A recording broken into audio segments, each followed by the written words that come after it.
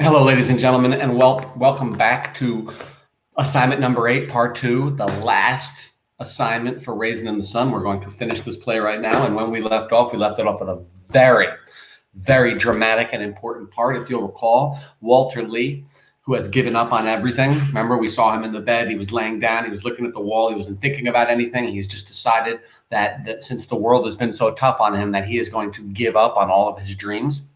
In fact, it's even worse than that. He came out yesterday and he was frantically looking out for a telephone number or for a piece of paper. And we found out that it was Carl Linder, the man who he called him, the white man that he called. And he said that he's going to have the man come here and he's going to put on a show for the man. He's going to give the man everything he wants to see and let the man be happy. And in the process of doing it, he is going to accept the man's money and they are not going to move in. And he said that they need to be more like Willie Harris. They need to be takers rather than tooken. And what he's saying by that is he now thinks he sees that in order to really get by in this world, that you have to take from other people, that you have to do the wrong thing because everybody else out there he sees or he thinks is doing the wrong thing and they're holding him down. So he's got to do what it takes to get out of that. And in this case, it would be accepting the money from Carl Linder and the white people in Clybourne Park, in other words, to not show up and to not buy the house. In other words, and to quote Mama, that if you would take that money, it would be like saying that they're not good enough to live in that neighborhood with them. And Walter Lee said, I'm going to take that money because we need to be on this side of things, Mama. He says he doesn't care. And Mama said, then you're going to be dead inside. You're not going to be a man anymore if you do this. You won't have any self-worth or any self-pride. And Walter at this point doesn't believe that it's even possible for him to gain that self-worth or that self-pride because of the oppression that he deals with in the racism and the fact that his dreams have been deferred and they're constantly being deferred. In fact, they've now been deferred by his friend, by a fellow black person, Willie Harris, who took it and ran away from him. So now, and Walter sees it as everybody is against him, and that in order for him to succeed and survive, he needs to become like Willie Harris, and he needs to start taking from people as well. And he's going to start by taking this money from these white people. Now, Mama, before this, remember, she had also decided to give up and not move to the apartment not move to the new house. Now, she wasn't going to take the money from them, but she just wasn't going to move. And Ruth lost it, and she was right in doing so. And she screamed out, we've got to go. If we stay here, this place is killing us, and we need to get out. We've got to grow. We've got to get out of here. We've got to have that self-pride. We've got to have a place where we can grow as a family because this place is killing us. It's crushing us. And if we go there, we'll have more hope. We'll have more dreams. So we're going to pick it up today, and we're going to see what happens. Now, Walter Lee has called the man. And in fact, he said, let's go from there. Mama said, baby, but how are you going to feel on the inside? And Walter says, fine. I'm going to feel fine. A man. Now, Walter says, fine, going to feel fine, a man. But if you notice, if you look at those lines, it has the ellipses, which means he's not saying it all. He doesn't say, I'm going to feel fine. I'm going to be a man. He pauses when he says it. Fine. Going to feel fine. A man. The pauses let me know, or at least I think I know, that it shows you that Walter on the inside knows that he won't be fine, that he won't be a man, that he won't feel that he is an equal man to everybody else if he accepts their money, because accepting that money is like saying you are not equal to those people. And what you need to say to those people is, no, I'm moving in because I am equal to you. Mama, you won't have nothing left on Walter. Walter coming to her, I'm going to feel fine, Mama. I'm going to look that son of a bitch in the eyes and say, he falters and say, all right, Mr. Linder. Notice, why does he falter? Why can't he say it right? Because if he believes this is the right thing, he should be able to say it right away. All right, Mr. Linder. But he can't. He falters. He falters even more. He can't say these words because in saying them, he realizes sometimes you have ideas, ladies and gentlemen, and you think they're good ideas. And then once you articulate those ideas to somebody else, you realize, OMG, that really doesn't sound at all like I thought it was going to. When you speak them or you do them, you realize you were really wrong about it. That's life, right? This is a mistake that Walter just can't and shouldn't make. You got right to keep it. And so he says he falters even more. That's your neighborhood out there. You got the right to keep it like you want. You got the right to have it like you want. and just write that check, and the house is yours. And I'm going to say, his voice almost breaks. He can barely even speak this because he knows how wrong this is. This is everything that his mom has taught him was wrong in life, and his dad, he is now doing. And I'm going to say, his voice almost breaks. And you people just put the money in my hand, and you won't have to live next to this bunch of stinking. He straightens up and moves away from his mother, walking around the room. Now, remember, that's the word that his mother says they are never to use in their house, and she doesn't allow it.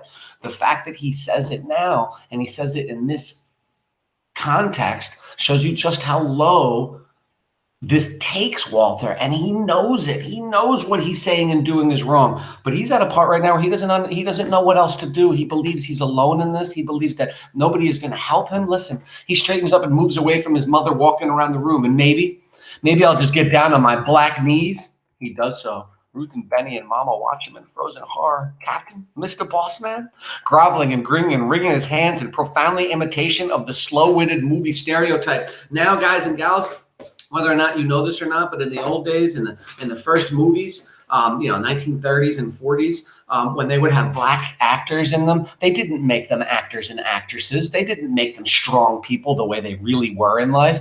No, in order to continue the oppression and the prejudice, they would make the black people in the movies act like they were less than equal to everybody else. They would grovel, and they would get down on their knees, and they would beg and whatnot, because that's how the white people wanted to keep the black people. So they made them act that way in the movies, and it was awful. And now what's even more awful is Walter is acting that way.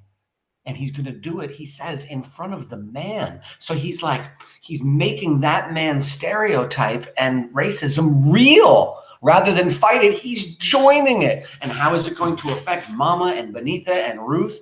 Not well to see him doing this. Listen. Groveling and grinning and wringing his hands in profoundly anguished imitation of the slow-witted movie stereotype. He. Oh, yes, sir, boss. Yes, sir. Great white. Voice breaking. He forces himself to go on. Father, just give us the money, for God's sake, and we ain't going to come out and there dirty up your white folks' neighborhood. He breaks down completely. So he breaks down saying this. He knows that what he is saying is not just wrong, it's awful. It's the stereotype that isn't true. It's what they've been fighting against their entire lives, and now here he's giving into it because his dream has been deferred, because he's crushed. This is Walter with a heavy load, and it's exploding now in him. Look, he says, and I'll feel fine. Fine. He gets up and goes into the bedroom. Now, question, did he sound like he felt fine just now? No. Did he act like he felt fine? Look, his voice breaks. He goes on. He breaks down completely when he says this. He knows it's the wrong thing to do. He doesn't understand, though, what to do. He doesn't know how to deal with it. And listen, Benita, what Benita says right now is going to wake Mama up to action. Listen. Remember, how did Assegai deal with it when he came in and found Benita in a very similar attitude? Not as bad as this, but certainly giving up on her dreams. He told her, no, you've got to fight for what you believe in. He didn't join her. Benita says, that is not a man. That is nothing but a toothless rat. Now, she just called her brother, all right, not a man. And he's a man in his late 30s. She also said he is nothing but a toothless rat. Think about what she just called her brother. Remember what we said before, and Assegai said it. You need to, with the people that you love, your family and friends, when they are at their lowest, that is when you need to fight for and with them. You cannot give up on your loved ones, on your family and your friends. You can't. You've got to fight with them. You've got to show them that you fight with them. Benita doesn't see that right now. That is not a man. That is nothing but a toothless rat, she says. Mama. Yes, death done come in this here house. She is nodding slowly, reflectively. So Mama is soaking all this in, and Mama realizes something. Listen, done come walking in my house on the lips of my children. You what's supposed to be my beginning again. You what's supposed to be my harvest. To Benita, you mourning your brother? Benita, when she says you mourning your brother, in other words, mourning means like, are you feeling bad for him because he's dead? She's saying, you're treating your brother like he's already dead and gone. Are you mourning that man? And Benita says, he's no brother of mine. Mama says, what you say? Benita says, I said that individual in that room is no brother of mine. And Mama says, That's what I thought you said. You feeling like you better than he is today? Benita does not answer. Yeah?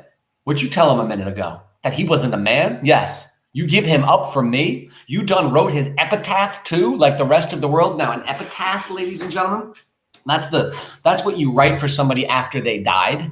Like, you write a little paragraph about them and you say, so-and-so was a good person. They lived a great life, blah, blah, blah, blah, blah. That's an epitaph. She just said, you wrote his epitaph too, like the rest of the world. In other words, the rest of the world has given up on my son, on Walter Lee. In fact, Walter Lee has given up on Walter Lee, which is the saddest and most awful part. Or is it even sadder and worse that Benita has given up on him?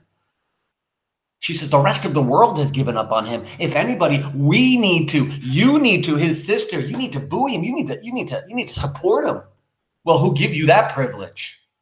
Benita says, be on my side for once. You saw what he just did, Mama. You saw him down on his knees.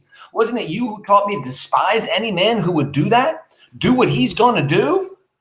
That's a great point. Benita says, Mama, you taught me to hate anybody who would act like that, who would not have the pride for themselves, who would allow the white America and white society to treat us that way. She says, you taught me to hate people like that. But the other thing, and before I even get it, what else did Mama teach them to do? Not just to hate people like that, but more importantly, to love people. And most specifically, who do they need to love? Each other, their family. Mama, yes, I taught you that, me and your daddy. But I thought I taught you something else too. I thought I taught you to love him. Benita, love him? There is nothing left to love. Wow, that's an interesting statement. Benita is giving up completely on her brother, just like her brother is giving up on himself. Maybe if his family didn't give up on him, maybe that could give him the strength to keep going himself. In other words, they need to support him. They need to love him. Mama, yes, I taught you that. I'm sorry, Benita, love him? There's nothing left to love. Mama, there is always something left to love. And if you ain't learned that, you ain't learned nothing. Looking at her. Have you cried for that boy today? I don't mean for yourself and for the family because we lost the money. I mean for him, what he'd been through and what it done to him. Child, when do you think it is the time? I mean, we talked about this throughout the book. I want to stop for a minute. Do you remember back in the beginning when we talked about the fact that Walter has had nothing in his life? He's had none of his dreams helped for. Nobody's really given him anything. He's had to fight for everything. And all his dreams, they've actually mocked him for it, even people in his own family. And you flip that around and you have Benita. Does Benita have her dreams deferred? And the answer is no. She gets to go to medical school. And by the way, who helps pay for that? Walter does. She also got to do her. Remember we found out in the beginning, she did horseback riding, she did photography, she did piano lessons, she did guitar lessons, right? So she's had her dreams. Does Benita realize that Walter has never had his, ever? He's had his deferred his entire life. And what it's done to him, I don't mean for yourself and for the family because we lost that money. I mean for him, what he'd been through and what it done to him. Child, when do you think is the time to love somebody the most? When they've done good and made things easy for everybody? Well, then you ain't through learning because that ain't the time at all. It's when he's at his lowest and he can't believe in himself because the world done whipped him so. When you start measuring somebody, measure him right, child. Measure him right. So Mama's saying you got to put your feet in his shoes. Make sure you've done taking into account what hills and valleys he come through before he got to wherever he is. Travis bursts into the room at the end of the speech, leaving the door open. Oh my gosh, Travis, he's been out playing this whole time. He doesn't know any of this is going on. He doesn't know that they're still staying. He doesn't know that I don't know if he knows the money is lost. He might know about that, but I'm not sure. But he certainly thinks they're still moving. In fact, here he is saying the moving men are here. Listen, Travis, Grandmama, the moving men are downstairs. Look how happy he is. He bursts into the room with this information. The truck just pulled up. Mama turning and looking at him. Are they, baby? They downstairs? She sighs and sits. Linda appears in the doorway. He peers in and knocks lightly to gain attention and comes in. All turn to look at him. Linda, hat and briefcase in hand. Hello? Ruth crosses mechanically to the bedroom door and opens it and lets it swing open freely and slowly as the lights come up on Walter within, still in his coat. Sitting at the far corner of the room, he looks up and out through the room to Linda. Ruth, he's here. A long minute passes and Walter slowly gets up. Now, if Walter was doing the right thing, why is he sitting in the corner? in the room by himself, in a dark room by himself. If he's doing the right thing, why does it take him a minute and he slowly gets up? If it's the right thing, you're jumping to it, right? Kind of like Travis just burst in with the information that the movie made. Let's go, let's do this. So if it's the right thing, why isn't Walter jumping over and running to him? I think he instinctively knows what he's contemplating doing is not only wrong, but it's going to destroy him and possibly destroy the family. Linder coming to the table with efficiency, putting his briefcase on the table and starting to unfold papers and unscrew fountain pens. Well, I certainly was glad to hear from you people. Walter has begun to trek out of the room slowly and awkwardly, rather like a small boy, passing the back of his sleeve across his mouth from time to time. Life can be really so much simpler than people let it be most of the time. Well, with whom do I negotiate? You, Mrs. Younger, or your son here? Mama sits with her hands folded on her lap and her eyes are closed as Walter advances. Travis goes closer to Linder and looks at the papers curiously. Travis is like, wait, what's going on here? Why is this man here with papers? I don't understand at all. And he says to him, just some official papers, Sonny. Ruth, Travis, you go downstairs. Mama opening her eyes and looking into Walter's. Notice, when Mama says this, she looks at Walter. This is who she's really talking to. So Ruth tries to get Travis to leave so he doesn't see that this is happening right now because Ruth is embarrassed about it. This is a really bad moment for the family, if not the worst. In a long time, certainly. And Mama says, opening her eyes and looking into Walter's. No, Travis, you stay right here. And you make him understand what you doing, Walter Lee. You teach him good, like Willie Harris taught you. You show where our 5 generations done come to. Look at that. Mama's an interesting statement. She says, you teach him good, like Willie Harris taught you. So what she's saying is, what Willie did to you crushed you in your dreams. And look what it did to you. And now she's insinuating, probably rightly so, that if you do this now, you will be doing the same thing to your son. You are crushing his future and his dreams. Because now think about what life will be like if Travis gets to move into his own house, has his own bedroom. Remember, the boy sleeps on a couch in the living room. Now, sleeping on a couch every once in a while is okay, but it is not okay on a daily basis. It is not comfortable. You do not feel like it is your spot. He doesn't have his own spot. And if he gets his own room in his own house with his own bathroom, bedrooms, windows, a backyard that he can play that doesn't have rats and cockroaches all over the place, think about this. It'll be really bad for him. Listen. And you make him understand what you're doing, Walter Lee. You teach him good, like Willie Harris taught you. You show him where our 5 generations done come to. Walter looks from her to the boy, who grins at him innocently. Go ahead, son. She folds her hand and closes her eyes. Go ahead. Walter at last crosses to Linder, who is reviewing the contract. I like the fact that she said that Walter looks to her boy, his son, who grins at him innocently.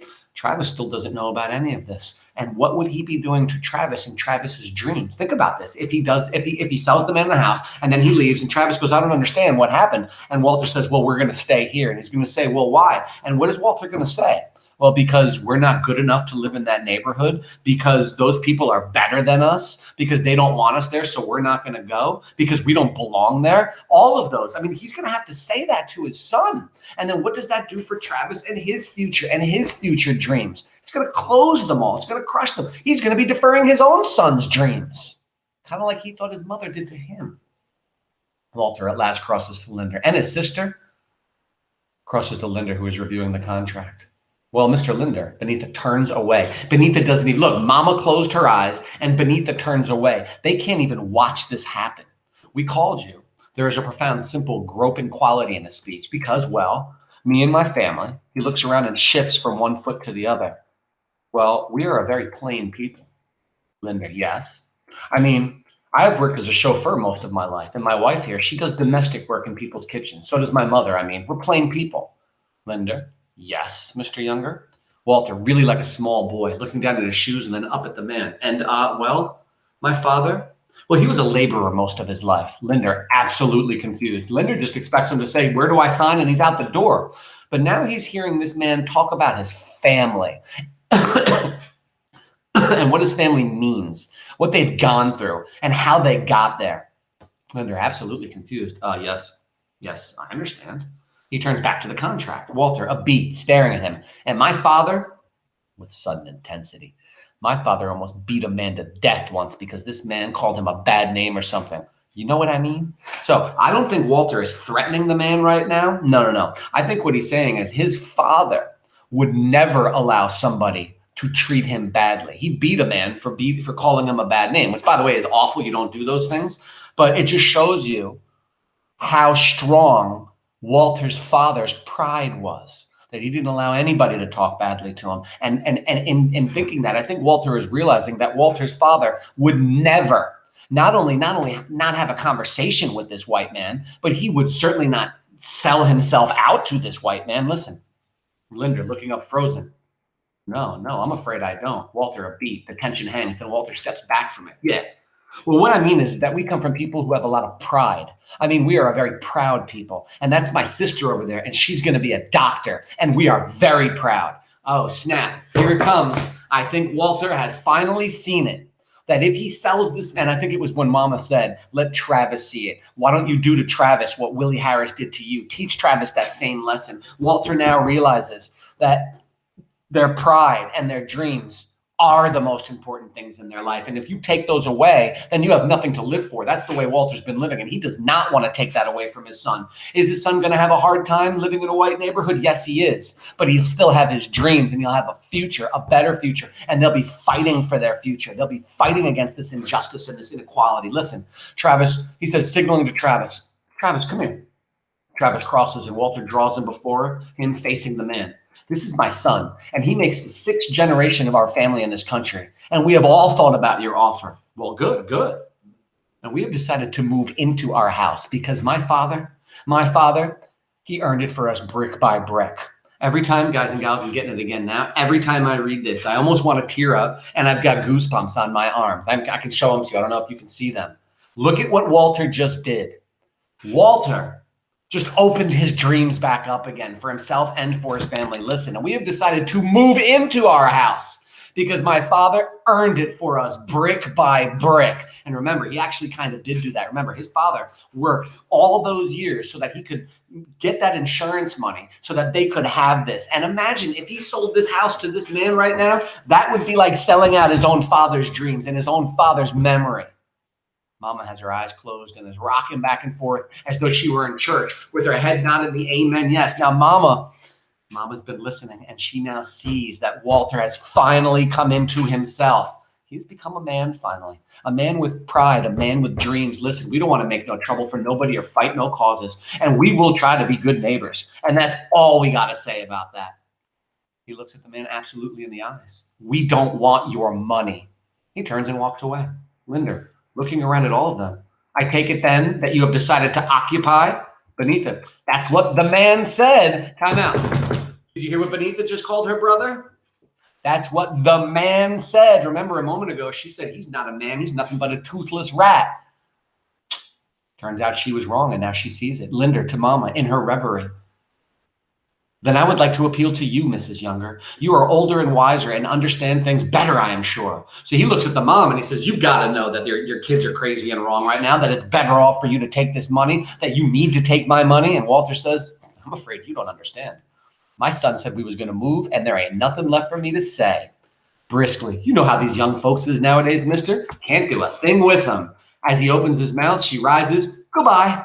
Linda, folding up his materials. Well, if you are that final about it, there is nothing left for me to say. He finishes, almost ignored by the family, who are all concentrating on Walter Lee. Why are they all concentrating on Walter Lee? Because he has finally come into himself. He's living his dreams, and he is going after his dreams. At the door, they're ignoring him in the doorway. They're like, whatever, you can go, buddy, see ya. At the door, Linda halts and looks around. I sure hope you people know what you're getting into. He shakes his head and exits. Ruth, looking around and coming to life. Well, for God's sake, if the moving men are here, let's get the hell out of here. Mama, into action. Ain't it the truth? Look at this here mess. Ruth, put Travis's good jacket on him. Walter Lee, fix your tie and tuck your shirt in. You look like somebody's hoodlum. Lord have mercy. Where's my plant? Notice that? Now that they're moving again, they're all happy again. They're all working together and happy with each other and happy in their family. And notice, what does Mama? First thing she grabs before they move. What is it? Oh, yeah. Get me my plant. It's coming with me because I'm taking care of that. She flies to it amid the general bustling of the family, who are deliberately trying to ignore the nobility of the past moment. Did you hear that? They're deliberately trying to ignore the nobility of the past moment. Guys and gals, this is the most important moment in their lives up until this moment, right? It's huge. You all start on down. Travis Child, don't go empty-handed. Ruth, where did I put that box with my skillets in it? I want to be in charge of it myself. I'm going to make us the biggest dinner we ever ate tonight. Think about that. They're going to be having dinner around their own dining room table tonight. Windows and everything coming in, all the light coming in, all the happiness and the joy. Benita, what's the matter with them stockings? Pull them things up, girl. The family starts to file out as two moving men appear and begin to carry out the heavier pieces of furniture, bumping into the family as they move about. Mama, ask the guy asked me to marry him today and go to Africa. Mama, in the middle of her getting ready activity. He did? You ain't old enough to marry nobody. Seeing the moving man lifting one of her chairs precariously. Darling, that ain't no bale of cotton. Please handle it so we can sit in it again. I had that chair 25 years. The movers sigh with exasperation and go on with their work. Benita, girlishly and unreasonably trying to pursue the conversation. To go to Africa, Mama. To be a doctor in Africa. Mama, distracted. Yes, baby? Walter, Africa? What do you want you to go to Africa for? To practice there. And she means being a doctor there, practice her medicine there. Walter, girl, if you don't get all them silly ideas out of your head, you better marry yourself a man with some loot. Now, is Walter serious when he says that? No. Remember, when they're happy, they joke with each other, specifically Walter and Benita. He's telling her his joke is the exact opposite of that. He says, you better marry yourself a man with some loot.